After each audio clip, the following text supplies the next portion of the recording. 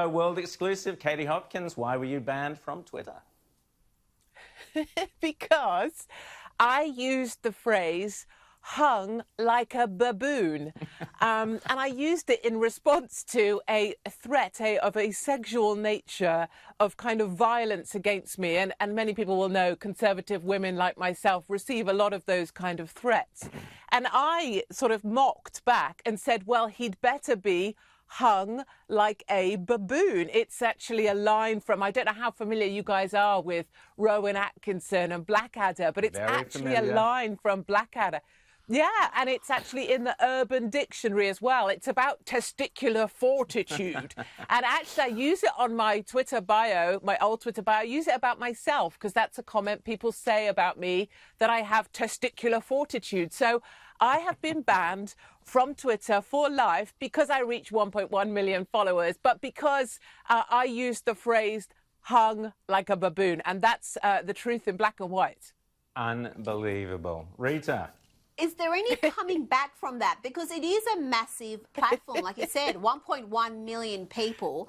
And it seems like if you're being threatened, and given the number of high-profile people on Twitter who are wishing death and destruction and hoping Trump is murdered, there's no bans for them. This seems to be a very obvious double standard. Is there some recourse where you can say this is a line from Blackadder?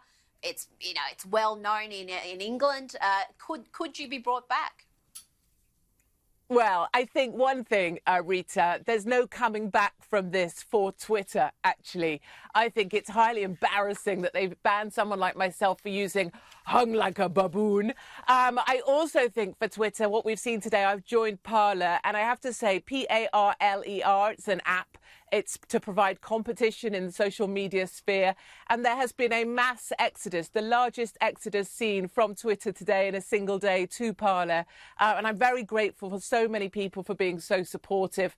And I have to say that when the truth comes out, as it will now, about why Twitter has actually banned me, and they didn't actually let me know either. They went straight to CNN, The Guardian, the BBC, and other media outlets to put that out there. So even if they were to have me back now, actually, I'm encouraging people to look for competition, look for new spaces, because how much longer can conservatives sit and just be censored? And please, this is nothing to do with free speech. We haven't had free speech in the UK for probably 10 years right now. Nobody can speak their minds. This is purely about needing competition and for rules to be applied fairly to all. So come find me on Parler, and remember that Twitter are now suspending people for saying hung like a baboon. And if you think of that phrase, think of me, because it will give me great pleasure.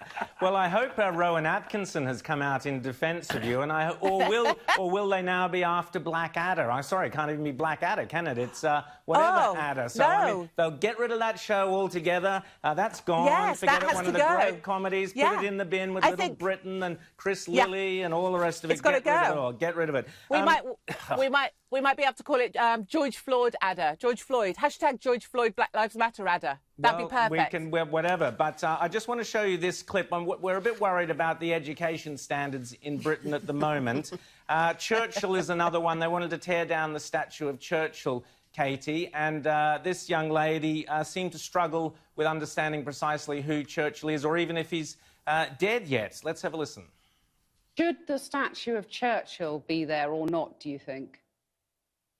Well, I've heard many arguments on both sides. Some say that he's a racist, some say that he's a hero. I haven't personally met him. But what I would say is that that question of whether he should remain should be put to the community.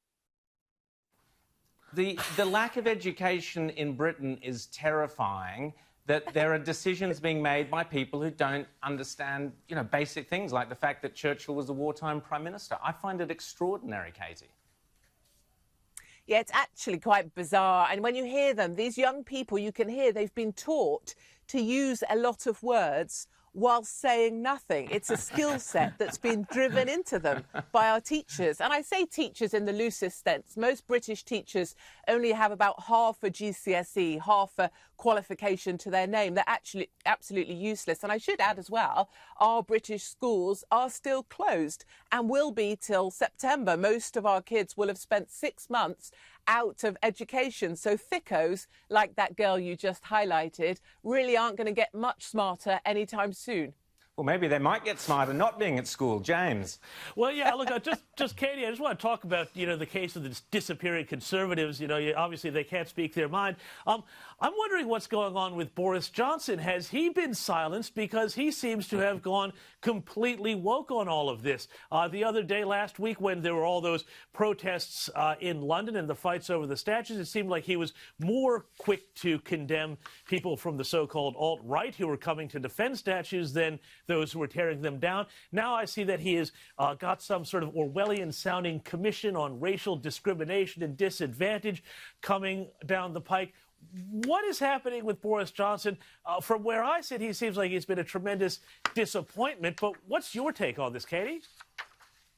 Yeah, you're so right. And I feel like, if we go back to our earlier expression, hung like a baboon, if there was an opposite of that, which would be hung like shriveled raisins, that's exactly what we now have with Boris Johnson. He has lost any testicular fortitude he might have. They are shrunken to the size of tiny little fruits.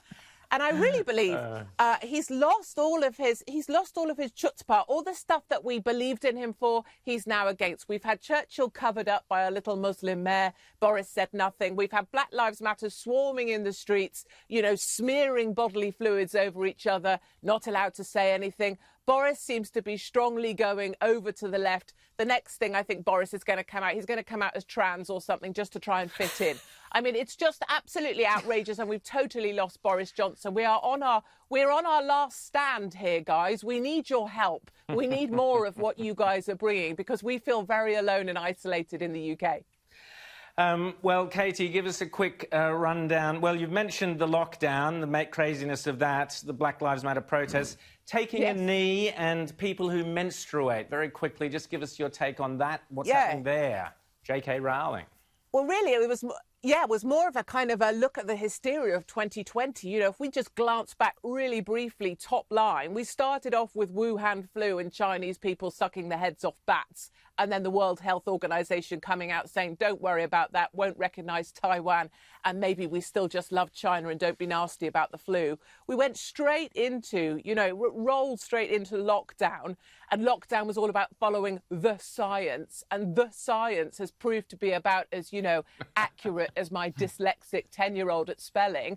And then we went straight into Black Lives Matter, and George Floyd went from having a criminal record the length of my, longer than my first marriage, to being some kind of black Jesus in 8 minutes, 46 seconds. And then they had Al Sharpton in white polyester lecturing them on politics at the funeral. That is not what a grieving family needs.